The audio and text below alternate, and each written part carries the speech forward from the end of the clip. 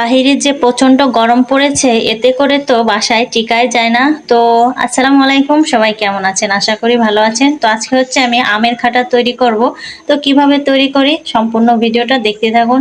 প্রথমে আমি আমগুলো ছিলে তারপর হচ্ছে লবণ, হলুদ আর পানি দিয়ে সিদ্ধ বসিয়ে দিয়েছি। এখন হচ্ছে এগুলো চুলা থেকে নামিয়ে আমি ফোড়ন দিয়ে নেব। তো ফোড়ন দেওয়ার জন্য যে কড়াইতে আমি আমটা সিদ্ধ করেছি ওই কড়াইতেই আমি সরিষার তেল দিয়ে দিলাম। আর এখানে কিন্তু সরিষার তেলই ব্যবহার করা লাগবে, অন্য কোনো তেল ব্যবহার করা যাবে না। দেন হচ্ছে তেলটা গরম হলে এখানে আমি রসুন থেতো করে রেখেছিলাম, তো সেগুলো দিয়ে কিছু শুকনা মরিচ ভেঙে দিয়েছি। তো এগুলো সুন্দরভাবে একটু লাল লাল করে ভেজে নেব। দেন হচ্ছে এখানে আমি পাঁচ ফোড়ন দিয়েছি হাফ চা চামচের মতন। তো এটা অপশনাল, যে যার মতন দিতে পারে আবার নাও দিতে পারে। এগুলো ভাজা হয়ে গেলে এখন হচ্ছে আমের যে টকটা আমি উঠিয়ে রাখছিলাম সেগুলো আস্তে আস্তে করে ঢেলে দেব।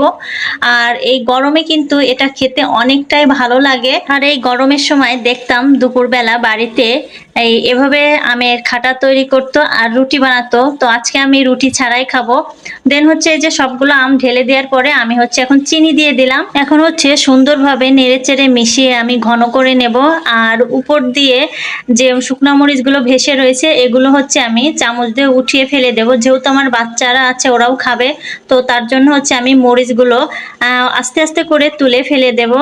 আর এটা খেতে যে এতটাই মজা হয়েছে, তো আমি বারে বারে মানে চেক করে দেখতেছিলাম যে কতটা মজা হয়েছে, খেয়ে খেয়ে দেখতেছিলাম। দেখতেই পাচ্ছেন কিভাবে খাচ্ছি আমি। আর গ্রামের বাড়িতে এই যে গরমের সময় দুপুরবেলা এরকম খাটা রান্না করে আর গমের আটার রুটি বানায়, তো সেই জিনিসগুলো খুব মিস করতেছি। কারণ যেহেতু ঢাকা শহরে থাকি সেসব জিনিস হয় না। গ্রামের বাড়ি থাকলে হয়তো দুই একবার এভাবে খাওয়া হয়ে যেত এতদিনে। তো যাই হোক, এভাবে আমি কিন্তু ওই যে রান্নাটা করে নিছি। আর দেখতেই পাচ্ছেন কতটা ঘন হয়ে গেছে। এটা ঠান্ডা হলে কিন্তু আরো ঘন হয়ে যাবে। আর দেখতেই পাচ্ছেন কালারটাও কিন্তু সুন্দর এসেছে আর খেতেও কিন্তু অনেক মজা হয়েছে। তো যারা এই ভিডিওটা দেখেছেন, তো কারো যদি জিভে পানি আসে আমাকে দায়ী করবেন না।